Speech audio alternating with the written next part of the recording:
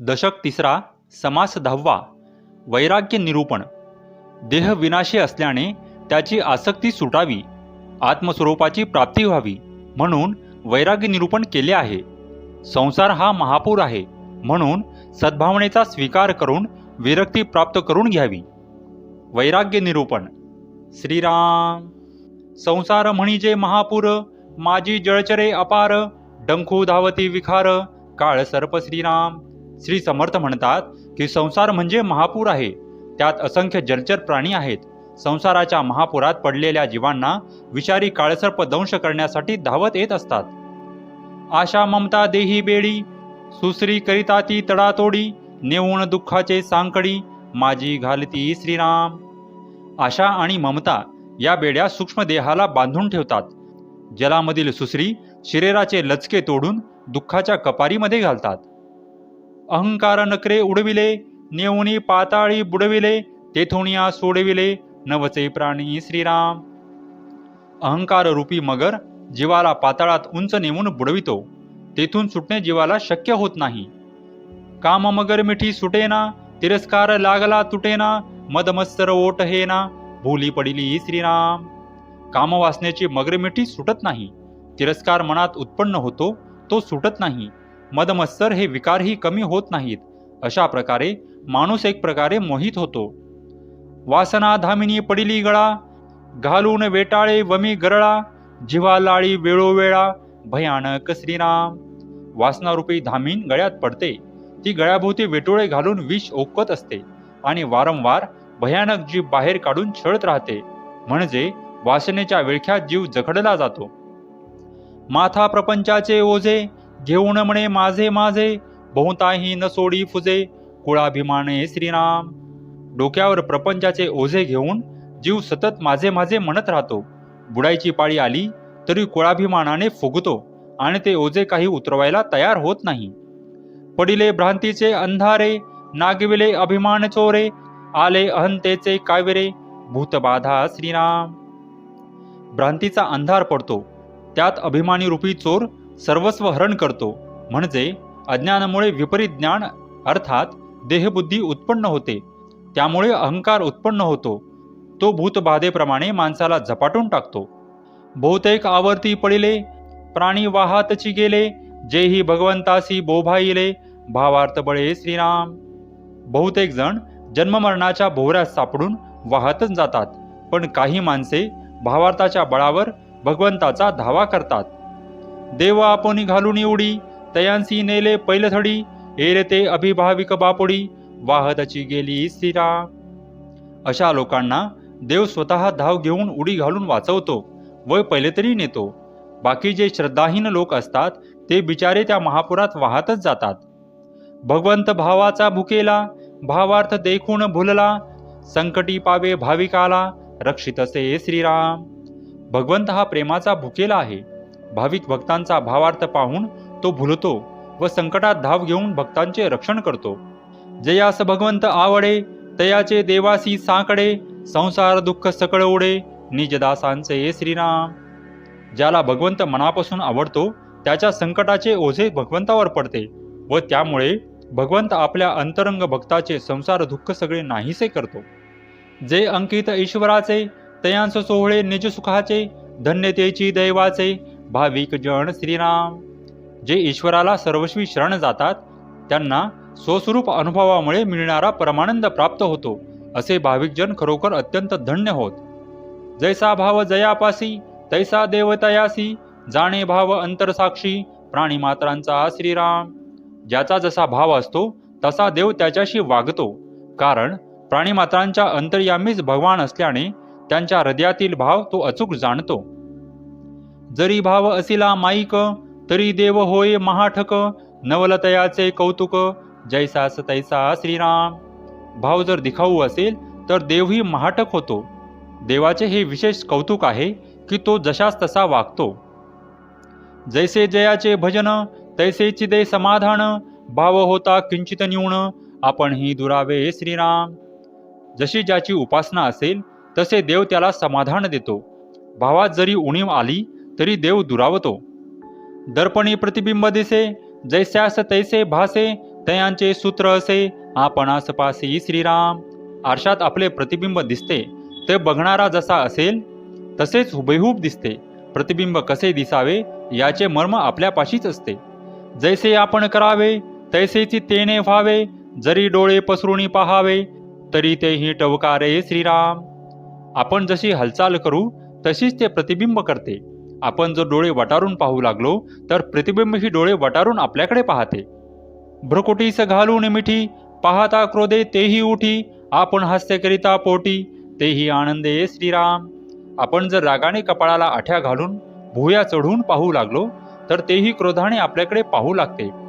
आपण जर हसून पाहिले तर तेही पोटी आनंदलेले दिसते. जैसा भाव प्रतिबिंबला तयाचीच देव झाला. जो जैसे भजे त्याला तैसाची ओळे श्रीराम. ज्याचा जसा भाव असतो त्या भावाचे प्रतिबिंब असे त्या देवाचे रूप होते. जो त्याला जसा भजतो त्याप्रमाणे तो तसाच प्रसन्न होतो. भावे परमार्थीची या वाटा वाहती भक्तीची या पेठा. भरला मोक्षाचा चोहाटा सज्जन संगे श्रीराम. भावामुळेच परमार्थाच्या वाटा भक्तीच्या बाजारपेठेपर्यंत येऊन पोहोचतात. तेथे संत सज्जनांच्या संगतीत मोक्षाचा चव्हाट्यावर बाजार भरलेला असतो. भावे भजनी जे लागले ते ईश्वरी पावन झाले. भावार्थ बळे उद्धरिले पूर्वज तेही श्रीराम. खऱ्या भक्तिभावनेने जे भगवत भजन करतात ते भगवंताशी एकरूप होऊन पावन होतात. त्यांनी भावार्थाच्या बळावर आपल्या पूर्वजांचाही उद्धार केलेला असतो. आपण सोये तरले जनासही उपेगा आले. कीर्ती श्रवणे झाले अभक्त भावार्थी श्रीराम. असे भक्त स्वतःही तरतात व लोकांच्याही उपयोगी पडतात. त्यांच्या तोडून भगवंताची कीर्ती श्रवण करून जे अभक्त असतात तेही भावार्थी बनतात. धन्यतेयांची जननी जे लागले हरिभजनी. तेहींच एक जन्मजनी सार्थक केला श्रीराम. जे हरिभजनी लागतात देवाची भक्ती करू लागतात त्यांची जननी धन्य समजावी. त्यांनी जगात जन्म घेऊन आपला जन्म सार्थकी लावलेला असतो. तयांची वर्णू काय थोरी जयांचा भगवंत कैवारी. कासे लावून उतरी पार दुःखाचा श्रीराम. ज्यांचा कैवार प्रत्यक्ष भगवंत घेतो व स्वतः आपल्या कासेला लावून दुःखाच्या पलीकडे घेऊन जातो त्याची थोरवी काय वर्णावी बरे. बहुता जन्मांचे सेवटी जेने चुके अटाटी. तो हा नरदेह भेटी करी भगवंती श्रीराम.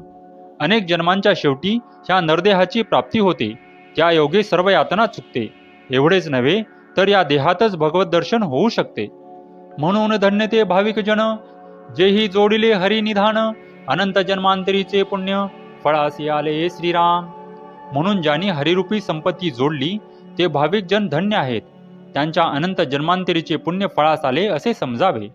आयुष्य हेची रत्नपेटी माझी भजरत्ने गोमटी. ईश्वरी अर्पुणी आलोटी आनंदाची करावी श्रीराम. मानवाचे आयुष्य ही ज्या सुंदर अशी भजरत्ने भरलेली आहेत अशी रत्नपेटीच आहे.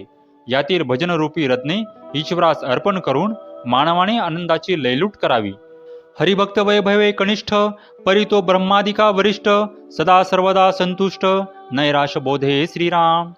हरिभक्त हा लौकिक वैभवाच्या दृष्टीने कनिष्ठ असला तरी तो ब्रह्मादी देवतांपेक्षा वरिष्ठ समजावा. कारण तो दुर्लभ अशा अनासक्तीने सदा सर्वदा संतुष्ट असतो. धरून ईश्वराची कास केली संसाराची नैराश.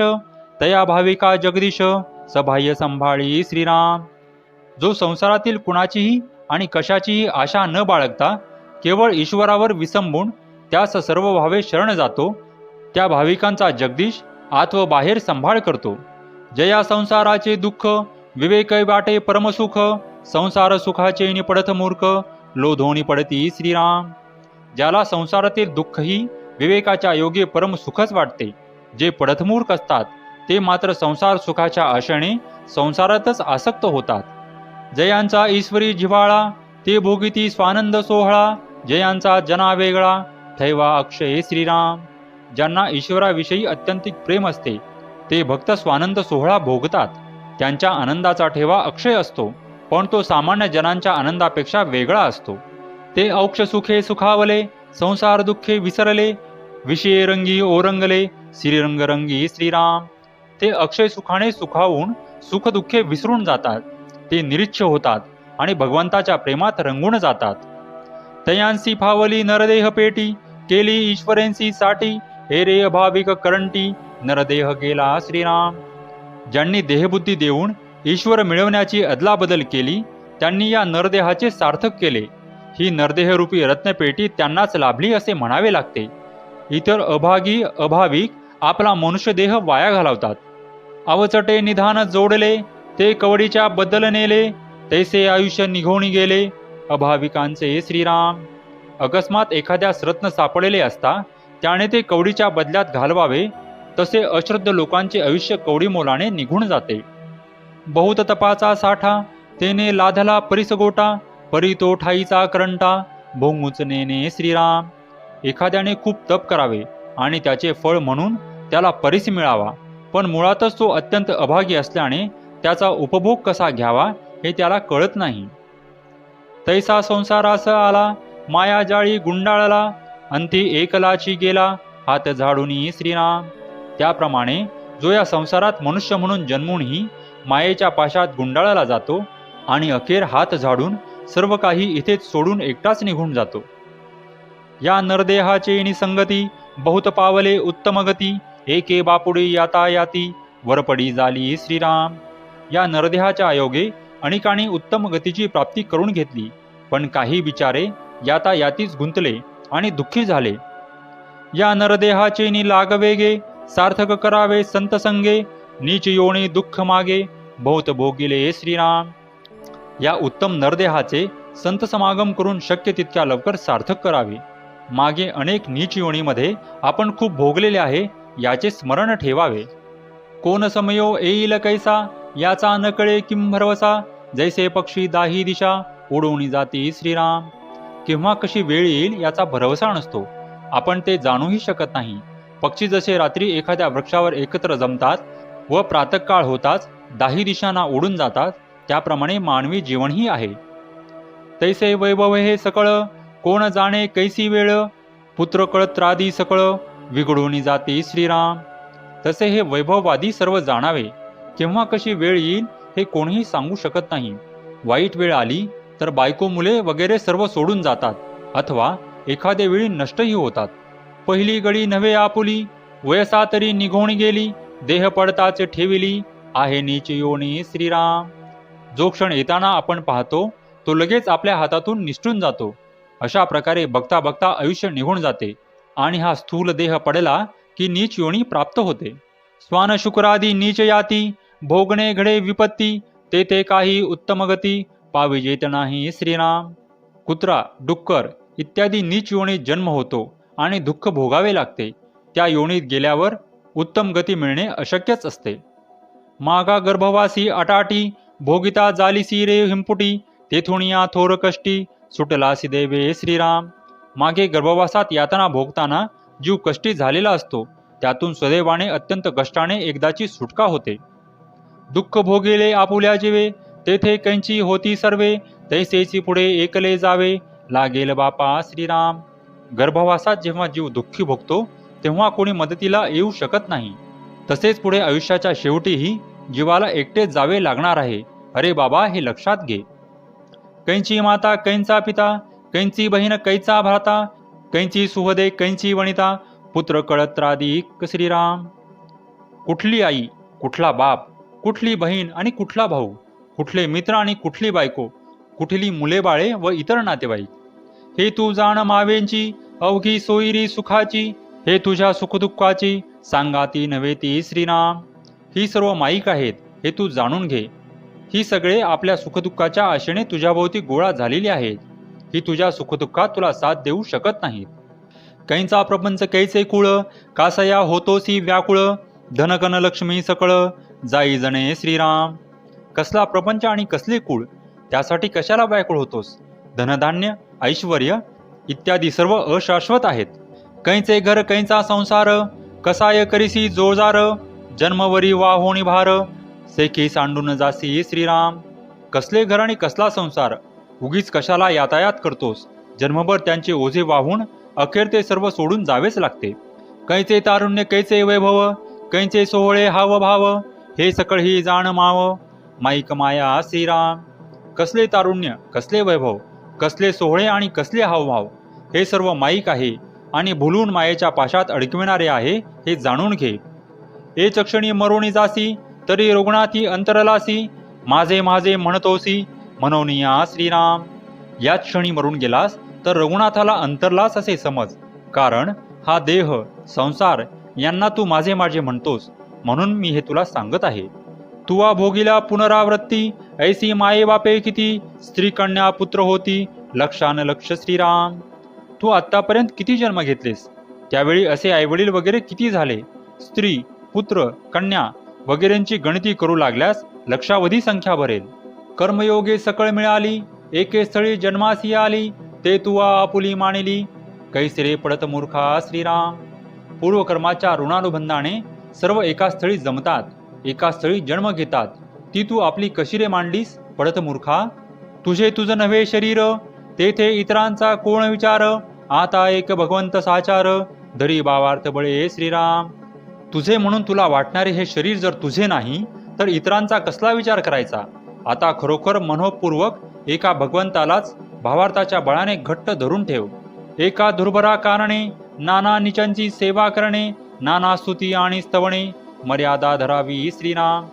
आपल्या कधीही न भरणाऱ्या पोटासाठी आपल्याला अनेक नीच लोकांची सेवा करावी लागते, त्यांची स्तुती स्तोत्रे गाऊन त्यांच्यापुढे मर्यादेने वागावे लागते.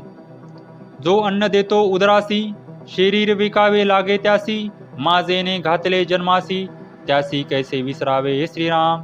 जो पोटाला अन्न देतो त्याच्या सेवेत मानवी शरीर विकावे लागते, मग ज्याने हा दुर्लभ मनुष्य देह दिला त्याला कसे काय विसरावे. अहर्निशी ज्या भगवंता सकळ जीवांची लागली चिंता, मेघवरुषे जयाची सत्ता, सिंधू मर्यादा धरी श्रीराम. ज्या भगवंताला रात्रंदिवस सर्व जीवांची चिंता लागलेली असते व ज्याच्या सत्तेने मेघ जलावृष्टी करतात, समुद्र आपली मर्यादा सांभाळतो.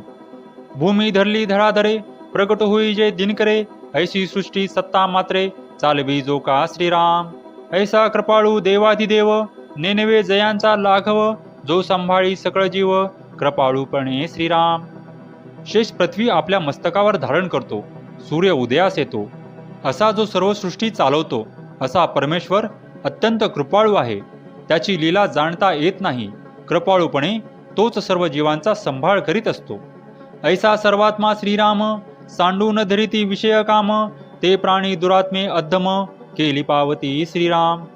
अशा सर्वांच्या अंतर्यामी आत्मरूपाने असलेल्या श्रीरामाला सोडून जे प्राणी विषयांची इच्छा करतात ते अत्यंत अधम दुरात्मे व स्वतःच्या कर्माची फळेच भोगत असतात. रामेविन जे जे आस, तितुकी जाणावी नैराश, माझे माझे सावकाश, सीन चौरे श्रीराम. रामाशिवाय जी जी इच्छा करावी ती ती निरर्थकच जाणावी, माझे माझे करता करता शेवटी कष्टच उरतात. जयास वाटे सीन व्हावा, तेने विषयो चिंतित जावा, विषयो न मिळता जीवा, तगबग सुटे श्रीराम. ज्याला कष्टच व्हावे असे वाटत असेल त्याने सतत विषयांचे चिंतन करावे. विषयाची प्राप्ती झाली नाही की जीवाची अगदी तगमग होते. सांडून राम आनंद घन, ज्याचे मणी विषय चिंतन, त्यासी कैंचे समाधान, लोलंगतासी श्रीराम. आनंदघन म्हणजे मूर्तिमंत आनंदच. अशा रामाचे चिंतन करावायचे सोडून जो मनात सतत विषयाचे चिंतन करतो त्या विषयासक्त माणसाला समाधान कसे प्राप्त होणार. जयासे वाटे सुखची असावे, तेने रघुनाथ भजनी लागावे, स्वजन सकळही त्यागावे, दुःख मूळ जे श्रीराम.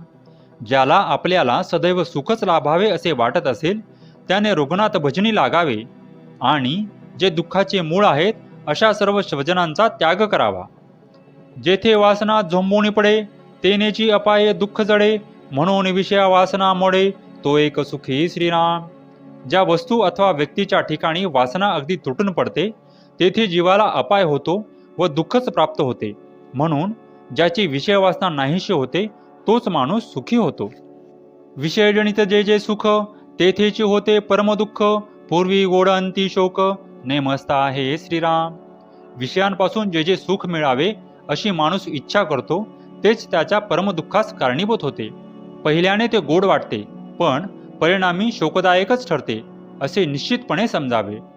गळ गिळता सुख वाटे, ओढून घेता घसा फाटे, का ते बापुडे मृग आपटे, चारा घेऊन पळता श्रीराम. माशाला गळ गिळताना त्याला लावलेल्या आमिषाच्या लोभामुळेच प्रथम सुख वाटते, नंतर तो गळ जेव्हा ओढून घेतला जातो तेव्हा त्याचा घसा फाटून मृत्यू ओढावतो, किंवा हरिण हिरवा चारा तोंडात घेऊन पळत असता बिचारे दगडावर आपटते व तोंड फोडून घेते. तैसी विषय सुखाची गोडी, गोड वाटे परिते कुडी, म्हणून या आवडी रघुनाथी धरावी श्रीराम. त्याचप्रमाणे विषय सुखाचे आहे. पहिल्याने ते गोड वाटते, पण अंती ते वाईट परिणाम करणारे ठरते. म्हणून रघुनाथ भजनाचीच आवड धरावी. ऐकोणी बोले भाविक, कैसेनी घडे जे सार्थक, सांगा स्वामी येमलोक, चुके जेणे श्रीराम. समर्थांनी केलेला हा उपदेश ऐकून भाविक त्यांना विनंती करू लागले की स्वामी, या नरदेहाचे सार्थक कशाने होईल आणि यमलोकापासून सुटका कशी होईल हे आपण कृपा करून सांगावे. देवासी वास्तव्य कोठे, तो मज कैसेनी भेटे, दुःख मूळ संसार तुटे, कोणे परी स्वामी श्रीराम. देव कोठे राहतो, मला तो कसा भेटेल, दुःखमूळ असा हा संसार काय केल्याने नष्ट होईल, हे स्वामी मला हे सर्व सांगा. धडपुडी भगवत प्राप्ती, होऊन चुके अधोगती, ऐसा उपाय कृपामूर्ती, मज दीनासी करावा श्रीराम. प्रत्यक्ष भगवत प्राप्ती होऊन अधोगती चुकेल असा उपाय कृपामूर्ती अशा आपण मला दीनाला सांगावा. वक्ता म्हणे हो एक भावे, भगवद्वचन करावे, तेने होईल स्वभावे, समाधान श्रीराम. तेव्हा वक्त्याने उत्तर दिले की एकनिष्ठ भावाने भगवत भजन करावे, म्हणजे त्यायोगे अगदी सहज समाधान प्राप्त होईल. कैसे करावे भगवत भजन, कोठे ठेवावे हे मन, भगवत भजनाचे लक्षण, मज निरोपावे श्रीराम. तेव्हा श्रोता विचारतो की भगवत भजन कसे करावे, मन कुठे एकाग्र करावे, भगवत भजनाचे लक्षण काय, हे सर्व आपण मला समजून द्यावे. ऐसा म्लान वदने बोले, धरले सुदृढ पाऊले, कंठ सद्गदित गळाले, अश्रुपात दुःखे श्रीराम. असे म्लान वदनाने म्हणून श्रोत्याने वक्त्याची पावले सुदृढपणे धरली. त्याचा कंठ सद्गदित होऊन दुःखाने डोळ्यातून अश्रू गळू लागले. देखोनी शिष्याची अनन्यता, भावे ओळला सद्गुरुदाता, स्वानंद तुंबळेल आता, पुढील समासी श्रीराम. ही शिष्याची अनन्यता पाहून व त्याचा एकनिष्ठ भाव पाहून सद्गुरू प्रसन्न झाले व ज्ञान देण्यास उत्सुक झाले. आता पुढील समासात या गुरुशिष्यांच्या संवादात स्वानंद उचंबळून येईल. इति श्री दासबोधे गुरुशिष्य संवादे वैराग्य निरूपण नाम समास 10वा. श्रीराम. दशक 3. श्रीराम.